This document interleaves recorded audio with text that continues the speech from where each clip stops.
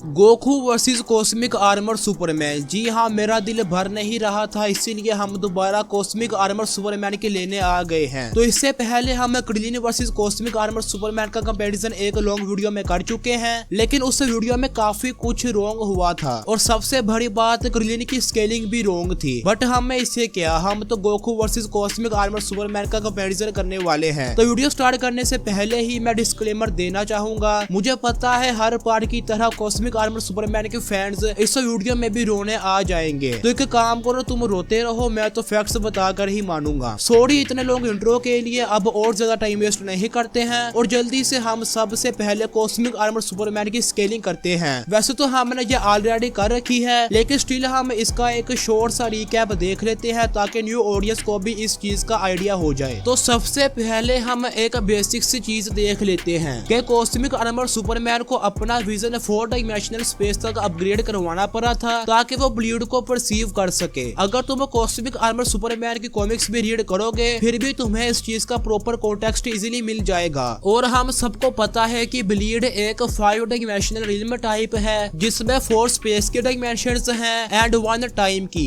जिनका total space time continuum 5 dimensional ही होता है। मुझे पता है अब बहुत सारे कॉस्मिक आर्मर सुपरमैन फैंस उसके ऑथर की स्टेटमेंट्स लाकर बोलेंगे कि उसके ऑथर ने बोला है कि ब्लीड भी बियॉन्ड डायमेंशनल है। डीसी की 6th डायमेंशन भी सिर्फ नेम के ही 6th डायमेंशन है, रियलिटी में वो डायमेंशनलिटी के कॉन्सेप्ट के भी ऊपर है। समझ रहे हो ना, मैं हाई आउटवर्सल बोलने की कोशिश कर रहा हूँ। और कुछ लोग तो डीसी की 6th डायमेंशन को बाउंडलेस तक भी बोल देते हैं, इवन बाउंडलेस की लेयर्स भी। लाइक ब्रो सीरियसली ये कुछ ज्यादा ही नहीं हो गया? अब मार्केट में बाउंडलेस रिल्म भी आने लग गए। That's funny DC fans. Well, main topic पर वापस आते हैं। तो हाँ, अगर डीसी के ऑथर्स ने किसी भी रिल्म को बियॉन्ड डायमेंशनल बोला भी होगा तो वो सिर्फ death of the author fallacy होगी, क्योंकि उनकी स्टेटमेंट्स रियल कॉमिक्स को कॉन्ट्रडिक्ट कर रही हैं, जिनमें लिटरली ब्लीड को 5 डायमेंशनल बोला गया है। तो हाँ, लास्ट में हम सिंपली ये बोल सकते हैं कि जब कॉस्मिक आर्मर सुपरमैन अपने व्हील पे एक 5 डायमेंशनल वर्ल्ड भी परसीव नहीं कर सकता तो उसके आउटवर्सल होने का सवाल ही पैदा नहीं होता। तो रियलिस्टिकली डीसी में कुछ ऐसी स्टेटमेंट्स थी कि डीसी का मल्टीवर्स इनफिनाइट है एंड कॉस्मिक आर्मर सुपरमैन उसको सरपास करता है। मैं इन सब स्टेटमेंट्स के बारे में श्योर नहीं हूँ, इसीलिए अगर मैं रॉन्ग हूँ तो आप मुझे कमेंट सेक्शन में बता सकते हैं। तो अगर कॉस्मिक आर्मर सुपरमैन की मैक्स स्केलिंग देखी जाए तो हम उसे मल्टीवर्स प्लस लेवल पर मैक्स स्केल कर सकते हैं और कोई भी 5D या अदर हायर डायमेंशनल फीड ना होने की वजह से कॉस्मिक आर्मर सुपरमैन की स्पीड भी इमेरेबल नहीं हो सकती, तो इसका भी हाई एंड इनफिनाइट स्पीड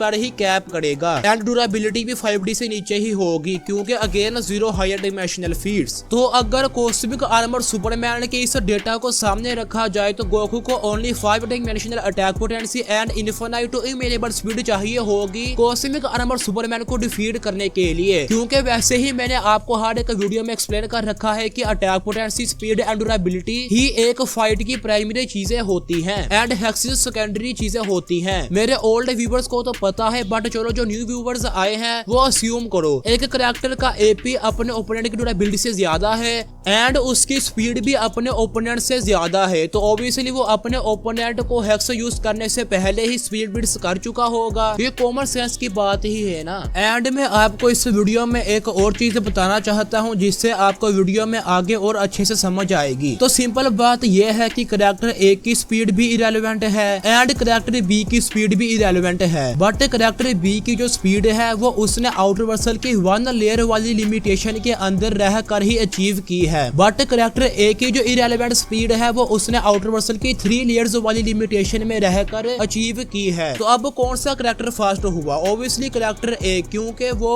उससे भी ज्यादा कॉम्प्लेक्स एग्जिस्टेंस में स्पीड फीड्स परफॉर्म कर सकता है। बट अभी आपको पता चलेगा कि मैंने ये बात आपको क्यों बोली है, क्योंकि मैं इस बैटल में कॉस्मिक आर्मर सुपरमैन को एक चीट कोड देने वाला हूँ जिससे सिर्फ आज की वीडियो के लिए cosmic armour Superman high outversal level पर स्केल होगा विद इरेलेवेंट स्पीड, ताकि गोकू के लिए ये ओपोनेंट बहुत ज्यादा हार्ड हो जाए, वरना 4D वाला कॉस्मिक आर्मर सुपरमैन तो गोकू के ओरा चार्ज से ही रिमूव हो जाता। वेल, कॉस्मिक आर्मर सुपरमैन की स्केलिंग बहुत होगी, अब हम सीधा गोकू के ऊपर आते हैं। तो गोकू की स्केलिंग स्टार्ट करने से पहले मैं एक चीज के ऊपर बात करना चाहूंगा कि जब भी कोई ड्रैगन बॉल का हेटर ड्रैगन बॉल के आउटवर्सल स्केलिंग को देखता है वो यही कहता है, अरे ड्रैगन बॉल के अदर वर्ल्ड में तो फिजिकल बीइंग बीइंग्स एग्जिस्ट कर रहे हैं, वहाँ तो बिल्डिंग्स भी हैं। अरे एक फिजिकल बीइंग का भी आउटर वर्सल नहीं हो सकता। अरे वर्ल्ड ऑफ वॉइड में तो ग्रैंड प्रिंस ने टाइम ऐड किया था, ब्ला ब्ला ब्ला। तो देखो इन सब चीजों के ऊपर ना एक डिटेल्ड वीडियो बनाई जा सकती है, लेकिन मैं आज के वीडियो को शॉर्ट रखते हुए सिर्फ इतना बता देता हूँ, तुम इन सब क्लेम्स को सुपर नेचुरल बोल के डिसमिस कर सकते हो। फॉर एग्जाम्पल अगर अदर वर्ल्ड आउटर वर्सल है तो उसके अंदर यामा रिल्म है जो बिल्डिंग है और वो फिजिकल है, बट तुमने ये चीज कभी नोटिस करी है कि वो रिल्म लिटरली क्लाउड्स के ऊपर था? तो ये कौन सी फिजिक्स है भाई? एंड जो की होती है वो भी तो नॉन फिजिकल ही होती है ना, उसका कोई एक्चुअल फॉर्म तो एग्जिस्ट ही नहीं करता। तो ऑब्वियसली ड्रैगन बॉल के कैरेक्टर्स का एपी एटलीस्ट बियॉन्ड डायमेंशनल हो सकता है ना, अगर हम प्रॉपर स्केलिंग दें। तो इसीलिए ये सब क्लेम्स ट्रैश थे, क्योंकि फिक्शन इटसेल्फ रियल नहीं होता, उसके अंदर की साइंस को भी साइंस फिक्शन ही बोलते हैं। तो अगर तुम रियल लाइफ फिजिक्स का यूज करके फिक्शन को डिबंक कर रहे हो तो कांग्रेचुलेशंस, आपने appeal to reality fallacy commit कर दी है। वाओ। वेल मैंने इन सब क्लेम्स के ऊपर स्टार्टिंग में ही बात इसीलिए की है ताकि मैं अब इजीली गोकू की स्केलिंग कर सकूं। तो गोकू की स्केलिंग करने से पहले हमें ड्रैगन बॉल की कॉस्मोलॉजी को अंडरस्टैंड करना पड़ेगा ताकि हम ड्रैगन बॉल की कॉस्मोलॉजी से गोकू के फीड्स को स्केल कर सके। तो हम स्टार्ट ही ड्रैगन बॉल के फर्स्ट आउटवर्ड रिम से करेंगे, जिसका नेम है अदर वर्ल्ड, जो कि टाइम एंड स्पेस को ऑन ए कॉन्सेप्चुअल लेवल ट्रांससेंड करती है। याद रखना ये 5 डायमेंशनल स्केलिंग नहीं है, क्योंकि ये ट्रांससेंड होते होते इतना ट्रांससेंड कर गई है कि अब वहाँ डायमेंशनलिटी का कॉन्सेप्ट ही नहीं रहा और वो नॉन फिजिकल तो है ही।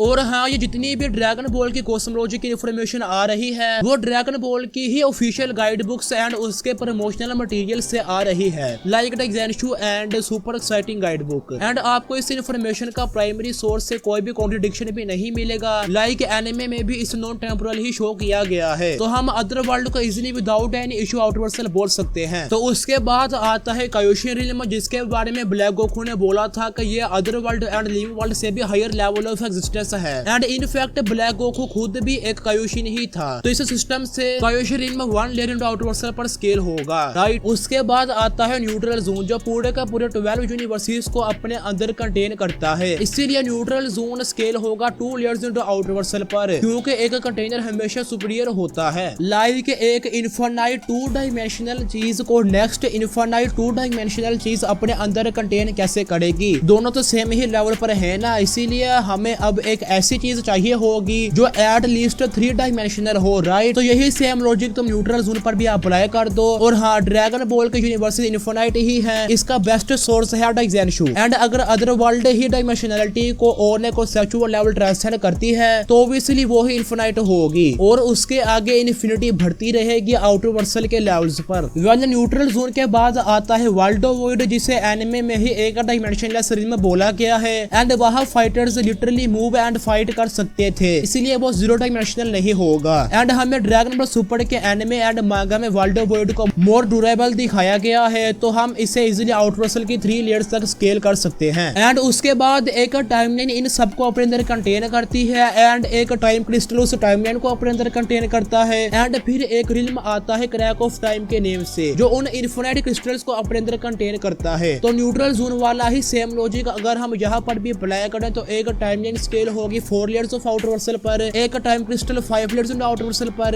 एंड क्रैक ऑफ टाइम का होल रिल्म 6 लेयर्स ऑफ आउटवर्सल पर। और यहाँ तक जितनी भी स्केलिंग थी वो लो पोल थी, हम इसको 10 लेयर्स से भी आगे लेके जा सकते हैं, लेकिन वीडियो ज्यादा लॉन्ग ना हो इसीलिए लो पोल पर आउटवर्सल की 6 लेयर्स ही ठीक है। और हाँ, मैं सुपर ड्रैगन बॉल हीरोज का भी यूज करूंगा इस वीडियो में, क्योंकि टाइम क्रिस्टल के आगे की स्केलिंग उसी की है। लेकिन आई गेस आप सबको पता होगा कि ड्रैगन बॉल के फैंस अपना कैनन खुद डिसाइड कर सकते हैं, लाइक जैसे टोयोटारो ने भी बोला था अभी रिसेंटली एक इंटरव्यू में। And super dragon ball heroes की कॉस्मोलॉजी में 0 कॉन्ट्रडिक्शंस हैं, आप इन्हें फाइंड भी नहीं कर सकते। वेल इन सब के बाद आता है बीट्स वर्ल्ड, जिसके लिए ये सारी कॉस्मोलॉजी ही नॉन एग्जिस्टेंट है, वो इससे रियलिटी फिक्शन ट्रांसेंडेंस करता है। तो हाँ, बीट्स वर्ल्ड इजीली हाई आउटवर्सल होगा, क्योंकि उसके लिए आउटवर्सल जैसी चीजें उसके वर्ल्ड में एग्जिस्ट ही नहीं करती। तो अब हम ऑलमोस्ट कॉस्मिक आर्मर सुपरमैन के लेवल तक आ चुके हैं फाइनली। बट बीट्स वर्ल्ड के बाद भी एक और वर्ल्ड आता है जिसका नेम है क्रिश्मा वर्ल्ड। एंड क्रिश्मा वर्ल्ड के लिए बीट्स वर्ल्ड भी फिक्शन है, तो फिर क्रिश्मा वर्ल्ड हाई आउटर के भी कॉन्सेप्ट को सरपास कर गया है। एंड हमें ड्रैगन बॉल की कॉस्मोलॉजी यहाँ पर ही स्टॉप करनी होगी, क्योंकि गोकू ने डिफीट कर रखा है फू को, जिसका एग्जिस्टेंस ही क्रिश्मा वर्ल्ड लेवल का था। तो इस लॉजिक से गोकू की अटैक पोटेंसी हुई 1 conceptual layer into high outer Vercel, जो कि हमारे फेक स्केलिंग वाले कॉस्मिक आर्मर सुपरमैन की ड्यूरेबिलिटी के कॉन्सेप्ट के भी ऊपर है, राइट? क्योंकि हमने कॉस्मिक आर्मर सुपरमैन को हाई आउटर वर्सल बोला था एंड गोकू ने डिफीट कर रखा है क्रिश्मा वर्ल्ड